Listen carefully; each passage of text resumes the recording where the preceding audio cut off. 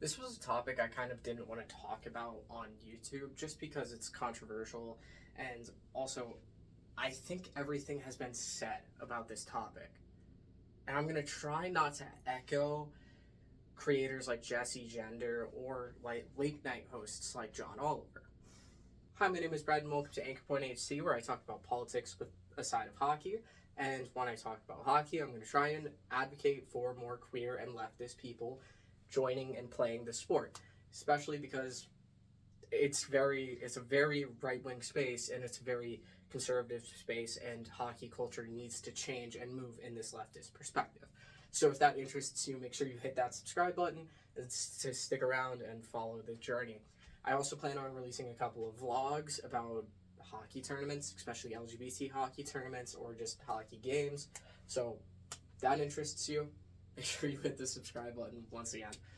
Now, as a trans athlete, it's probably easy to guess my opinion on this matter, and which is I deserve the right to compete in the men's category, and trans women deserve the right to compete in the women's category. But why? To put it simply, we do not have a large enough sample size of trans athletes to begin with to even draw conclusions about all 2.3 million trans people in the United States. 3, 2, 1. After all, we are talking about 100 people estimated. I personally believe this number is much higher because Team Trans Ice Hockey has been able to pull 120 trans people and allies in order to compete in their draft tournament every year. If I were to show you a visual for how many trans people there are in the United States, which is 2.3 million, overlapped with the number of trans athletes there are, which is once again a low estimate of 100, the visual would be too small to even notice.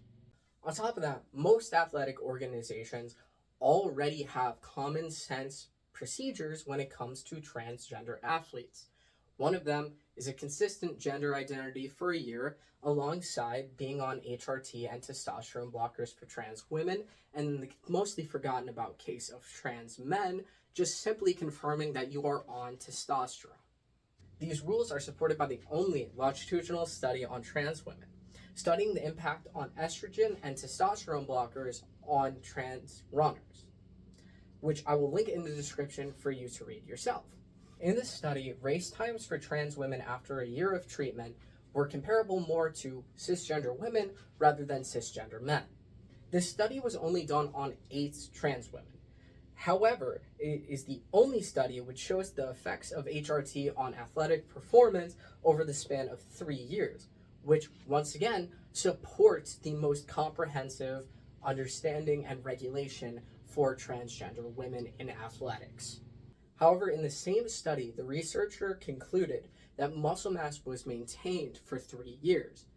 I did not look into the details of this study enough to know for sure if this was done on trans kids or trans adults. My guess is trans adults because that muscle mass would probably be maintained if you have gone through male puberty, because I put on muscle mass very easily early in my transition. It's important to emphasize that this was only done on 8 people out of 2.3 million trans people, meaning that there are 100% going to be a diversity of results in different types of trans people. Muscle mass also does not equal an advantage. And advantages in sports can be silly and stupid. So, to demonstrate this, we're going to talk about a sociological study done on hockey players. By now, I'm sure everyone has heard about Michael Phelps' wingspan, in which helps him have an advantage when it comes to swimming. But who has the advantage in hockey and why? Hockey is a sport defined by its speed, physicality, and agility. Not only that, but it is also a very expensive sport to play. Sticks are about $400, and just to get ice time is about $100 to get it consistently every month. It's easy to see how someone better off would perform better in hockey, specifically if your dad is a NHL player, which we see demonstrated by both of the Tkachuk brothers, especially Matthew. And I'm going to talk about Matthew Tkachuk a little bit more as we go into this, because he demonstrates another advantage that not everyone thinks about. NYU sociology professor Ben Gibbs noticed something relatively interesting about the NHL, and that is that the relative age effect, the demonstrated philosophy of being born in earlier months make you better at sports because you have more lived experience than people born in later months. Although the relative age effect is still in the NHL, those born in October through December do tend to play in more games, score more points, and get paid more. Ben Gibbs describes this phenomenon as the underdog effect, which I don't think I need to explain to you because it's pretty common. But to put it simply for people who don't understand what I'm talking about, the underdog effect pushes smaller players and younger players to work harder in order to make their way into the NHL and perform better than their peers. Once again, this study will be linked in the description. This kind of demonstrates my point that advantages can be as stupid as silly as what month you're born in. And I don't see people banging on the doors of NHL HQ to say, hey, we shouldn't allow for people who were born in October through December to have advantages and be paid more and be awarded more games in the NHL. I see them cry bullying trans kids who happen to outperform their opponents. And once again, these advantages are more easily demonstratable than those against trans women. Arguably, these advantages are commonplace in sports, and advantages are in fact a part of the game. Hockey would be less fun if you could skate as fast as everyone else. You have to think if you can't keep up. You have to figure out, how do we keep the puck away from the fastest skater, which we see all the time when you watch Connor McDavid. However, I am not blind to the reality of women's sports and the participation in sports. So let's talk about that and how I think Republicans are able to propagandize on this issue. Girls' sports are continuously overlooked and overshadowed by boys' sports. Girls tend to get smaller locker rooms, fewer opportunities, and less funding. This is something I've seen in real life and experienced at one of the rinks that I have played at. I'm guessing they renovated a bathroom and turned it into the women's locker room, or the designated women's locker room for my organization. They still had a toilet in the middle of their locker room, and the locker room was significantly smaller than the men's, which were already relatively small compared to all other locker rooms I've been in. And while Title IX guarantees equal opportunity, it does not guarantee equal funding, which is a very common misconception.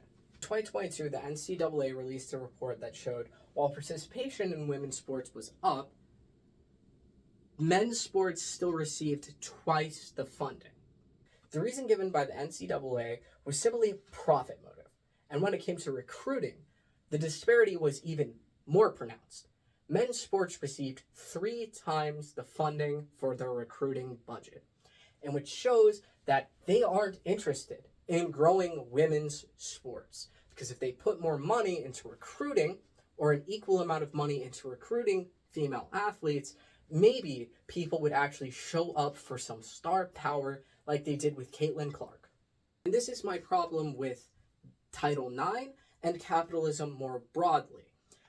People only care about inclusion when it benefits them financially. This is where the fear-mongering of the right comes in and creates an us versus them narrative, taking away the attention from the actual problems in women's sports, especially to do with funding, and shifting it towards trans women. Keep in mind, this video has left out the sexual harassment that occurs in women's athletics, and on top of that, leaves out the harassment cisgender women get when they dominate their sport. So how can we help?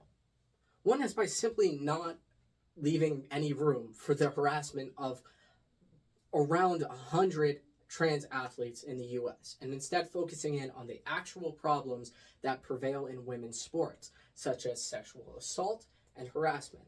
Another is by supporting your local women's teams. Whether you're a PWHL fan, live near a college, or a WNBA fan, you can get tickets and buy their merch and support the growth of women's sports. If you're looking for ways to help trans athletes in particular, I'm going to link to Team Trans Ice Hockey in the description alongside the You Can Play campaign, which helps build acceptance throughout all sports of all levels of play.